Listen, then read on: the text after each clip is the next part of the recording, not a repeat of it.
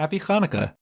This year, Judaism Unbound is partnering with our friends, the Torah Studio, in an initiative called Apocry-Fest, Hanukkah Unbound and Uncanonized. We believe that Hanukkah can be a time of year where we connect to many books that were not officially included in the Hebrew Bible, but which nonetheless can be meaningful for Jewish individuals, communities, and the world. Through 4 bonus episodes, we will be exploring some of these books in detail and asking big questions about what canon even means. Liana Wertman, founder of the Torah Studio, which is an accessible and inclusive learning space that encourages people to take ownership of our traditional Jewish texts and to past partner with us on live streaming events exploring books from Esther to Lamentations to Ecclesiastes to Ruth, joins us for all 4 of these bonus conversations. Learn more and sign up for our Apocry-Fest email list, which will be sent out throughout Hanukkah, by visiting judaismunbound.com/apocrypha. That's APOCRYPHA. This is a special bonus edition of Judaism Unbound, Apocry-Fest 2.0. Welcome back, everyone. I'm Lex Rofberg. And I'm Liana Wertman. And guess what? This is a very, very momentous occasion. All of the world's Judaism Unbound listeners have been sitting there, staring at their phones, days upon days, months upon months, since last year, asking, oh my gosh, when will I get the chance to dive into Apocry-Fest another time? When will there be a moment to dive into all those books that didn't make it into the Bible, that I want to learn about, that I want to experience for myself, that have been hidden away from me, or maybe not, maybe you just haven't read them. And the answer to that question is now. This is the official kickoff of Apocry-Fest 2023, which is the second ever edition of this Judaism Unbound initiative with the Torah Studio. This is maybe the best Hanukkah initiative this side of the Mississippi. And I say that knowing that our listeners are on both sides of the Mississippi. And if you extend those, it extends to the entire world. So I think this is kind of the best Hanukkah initiative around anywhere. But Liana, I said quickly in a little bumper, that's the official word, before the episode, what Apocry-Fest is in a short form. But I'm kind of interested in your words. What is Apocry-Fest? Why are we doing this? So when we think about Tanakh, when we think about our biblical canon, it ends sometime around the first temple being destroyed.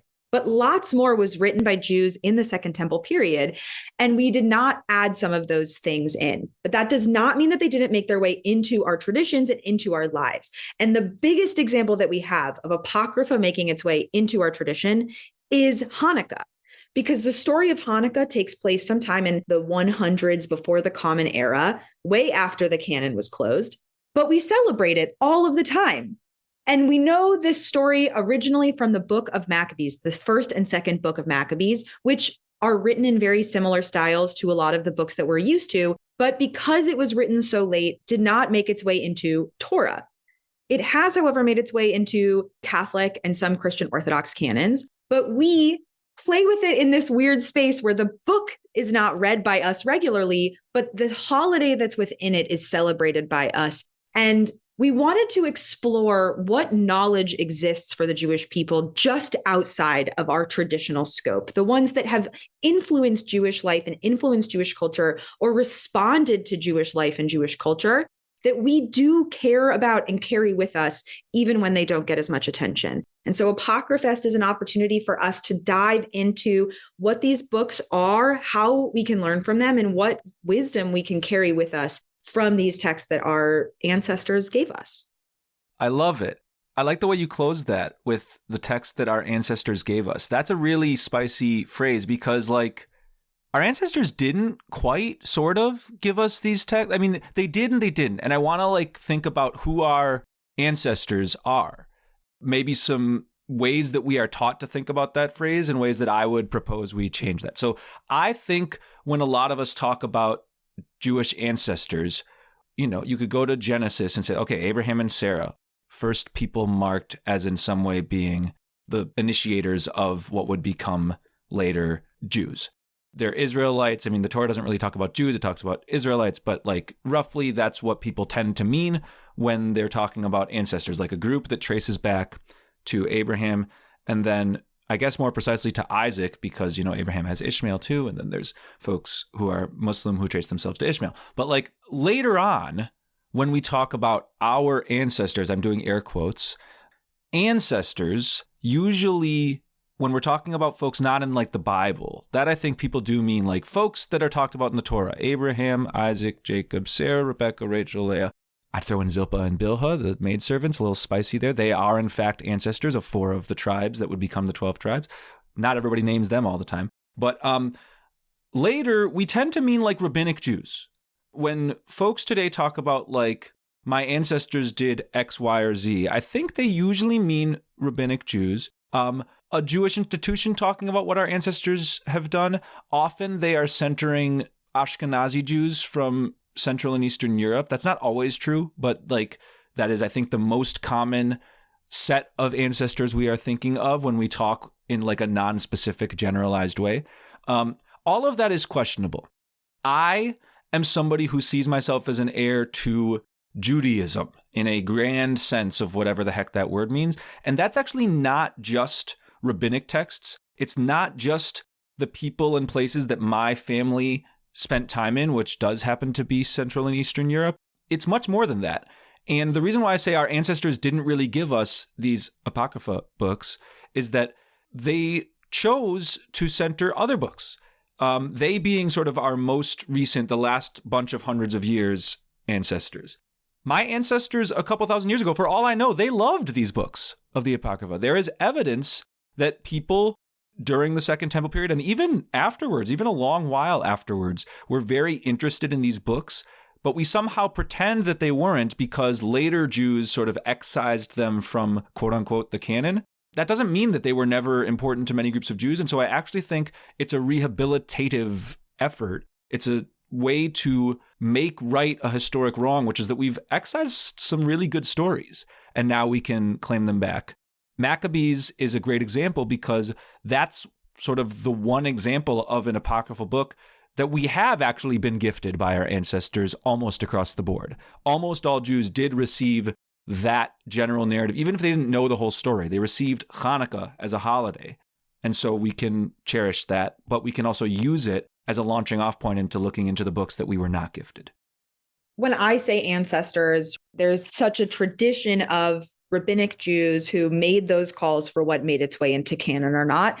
And so another piece of that to me is an opportunity to ask myself, well, I wonder why rabbinic Jews or the people who made some of these decisions chose not to include these texts.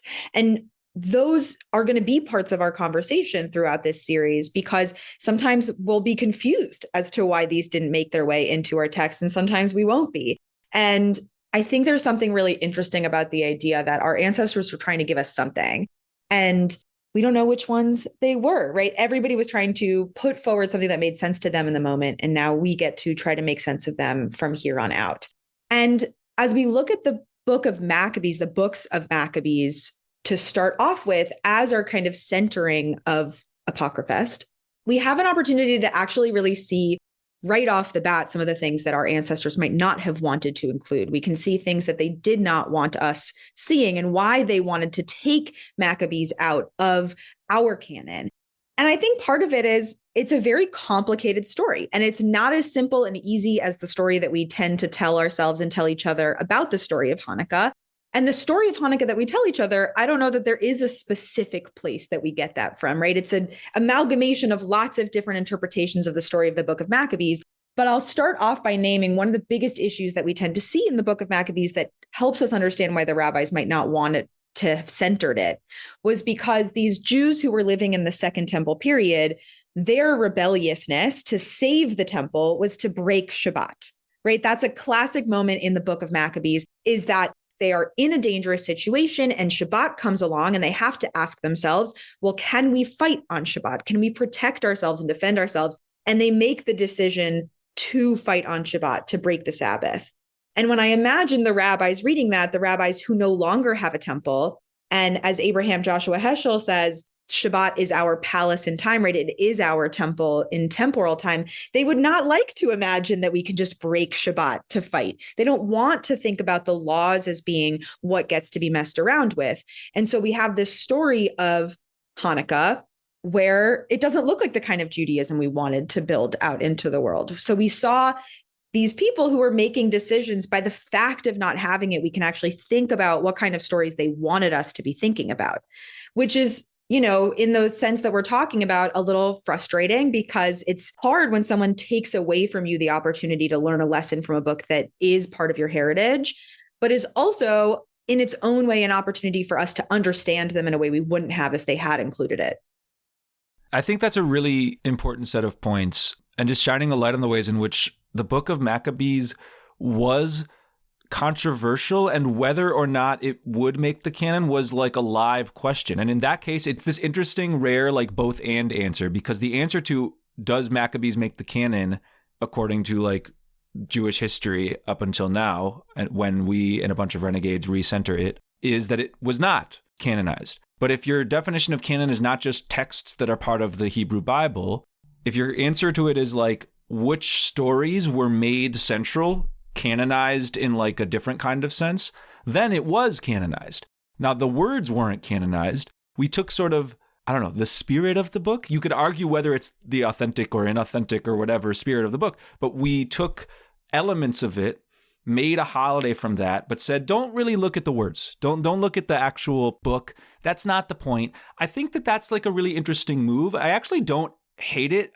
I don't know what side I would have been on at the time, but like, I understand the impulse to be like, there are some ingredients here. There's some general ideas here that I like, that we should have a holiday for. But do I like this story of military battle where a bunch of kind of zealots who did not like other Jews, who very vocally wanted Jews to be a specific way, and if they weren't that way, would take violent action against it? Like, do I want that to be our story? I don't know. And I think the rabbis, part of what they were looking at is they do care about like the temple, right?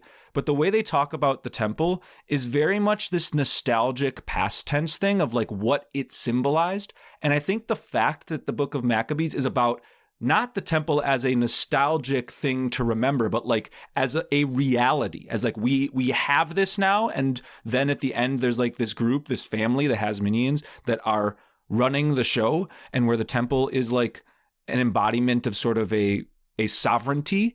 I don't know that that's really what the rabbis vibed with, considering they were working in a time where they were, minorities in an empire. Like, I don't know that they were like, we could run an empire better than the Romans. We should be empire. I think they just kind of didn't like empires. I think that it's interesting that they made that decision, and I don't know where I would have landed. What I do feel pretty much across the board is that I want more books in Jewish tradition. More. I don't think we have all the stories we need. And so my general orientation is to look around and say, even this story, the Book of Maccabees, that I actually don't think is the most important thing. And if we had it in our canon, we'd all be better. Like, I think there are problems with it. I want us to take on sort of an interpretive maneuver of, let's try to find stories that are not in and find wisdom in them and recenter them. Like, I think it's better to do that and err on the side of incorporating too much, including stories that could be used for violence or used for bad. Like, I actually would prefer that than it is to err on the side of not having enough stories, which I think is the situation we have now, because we have frozen our canon for the last at least 1,500-ish years, some would argue longer. I really agree with what you're saying, right? How do we add in more stories? How do we expand what it means to experience Jewish life? And I think we've been experiencing in the last decade or so a real acknowledgement that there were many different Jewish experiences over the last 2,000 years of diaspora, that being from different places gave us different stories and holidays and experiences and traditions, and wanting to elevate that and raise that. And I find that these books give us those glimpses into the wealth of Jewish experience that was happening in the Second Temple period, that it is not just one linear line of Jews doing the same thing over and over again. But on the other side, like you said, I don't know what I would do if I was suddenly in the conversation about adding in the Book of Maccabees to our biblical canon. The answer is different if it's, was I sitting in the Beit Midrash with the rabbis making this decision 2,000 years ago, or am I making this decision with the information I have now? 2,000 years ago, I think I might have wanted to include it. I would want the stories that are important to us, the fact that people were clearly celebrating this holiday, regardless of it being in canon. I would want to honor what was being done for my people. The problem that I have, though, is how much I love that we don't have an official Hanukkah story. Because the fact that it's not canonized, the fact that we didn't canonize the Book of Maccabees, means that we've been orally telling the story of Hanukkah this entire time. What I love about our story of Hanukkah is that it is this continuing oral tradition. We don't have so many oral traditions anymore. We're so written based. We love reading. We want the stories and the books to be in our canon. But we don't give ourselves the space that the rabbis and even the biblical Jews had to tell stories, to allow stories to expand and unfold as times change. And the story of Hanukkah has always been a story that we have kept by ourselves, by our own choosing. And that has meant that the story has changed over time in a way that we can't change the story of Abraham and Sarah, right? I can go back and I read them every single year when it comes around for the Torah portions, or when I'm just feeling bored and want to think about Abraham and Sarah. But because the canon doesn't show me the story of Hanukkah over and over again, I am actually able to hold my Hanukkah story as a full truth. So I'm also in this moment feeling a little conflicted, right? What does it mean to create a canon? Does actually putting these stories in our canon close them? Like you also said, it's been so rigid and so closed for so long, but would adding new ones not just close those off, put boundaries around them? Great. Okay. So this is reminding me of a conversation we had with the folks at Expanding the Canon, which is a wonderful project looking to expand what we think of as quote unquote, air quotes again, quote unquote Jewish plays, and specifically working with Jews of color to create stories, plays that are written by them and about Jews of color. I'm thinking of how we talked with them about like, are we looking to like expand the canon? That's their name technically. But they also brought up, maybe it's upend the canon. And the subtitle of Apocry-Fest, which I will invoke as we close, is not expanding the biblical canon. It's Hanukkah unbound and uncanonized. So I'm with you. I think that there's a real tension there between wanting to go to my more strategy. Like we should have more canonized stories. But I'm not really calling for like a maintenance of this canon idea, but expanding the boundaries of what is in it. I am much more calling for there is no canon. Like that there is that idea is harmful to us because it creates a set of texts that are in and a set of texts that are out. And at any moment in human history, we are going to need stories that were not necessarily centered by our predecessors. We're going to need the ability to cherish and hold and learn from texts that were not our parents and their parents.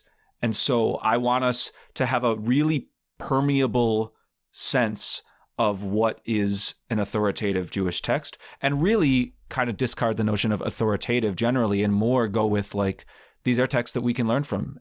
And so I think having a moment in the calendar year where we specifically focus on that and find stories from our Jewish past. It's not like we're just saying like, find stories today that are potentially like deep and beautiful and could be part of forming meaning in the future. We're also going to talk about that, spoiler alert. We're not just talking about ancient books, but like, I really believe that having a moment of the year where we consciously say, not every story has been told, not every person's story has been centered and told. So we're going to practice, we're going to flex the muscle of incorporating that which has been left out. I think that serves all of us. So we're going to be doing that in a few more bonus episodes. We have 3 more after this, where we're going to be looking at the expanded book of Esther. You might not have been shown all of Esther, it turns out. The book of Tobit. And then we're going to be looking at some books that are not even like adjacent to biblical books, but help push us to understand what canon is or could be in a more expansive way. That's a little bit of a sneak preview. We're going to have those over the course of Hanukkah, over the next bunch of days. You can also sign up for our email list if you head to judaismunbound.com/apocrypha, APOCRYPHA. But we hope that you will sign up and you'll receive lots of juicy material, not just our voices on the podcast, but other voices from the Torah Studio, from Judaism Unbound, from our friends that are speaking to the value of Apocrypha in our lives. So you can always be in touch with us. Head to judaismunbound.com or thetorahstudio.org to learn more about our organizations. And with that, this has been Judaism Unbound.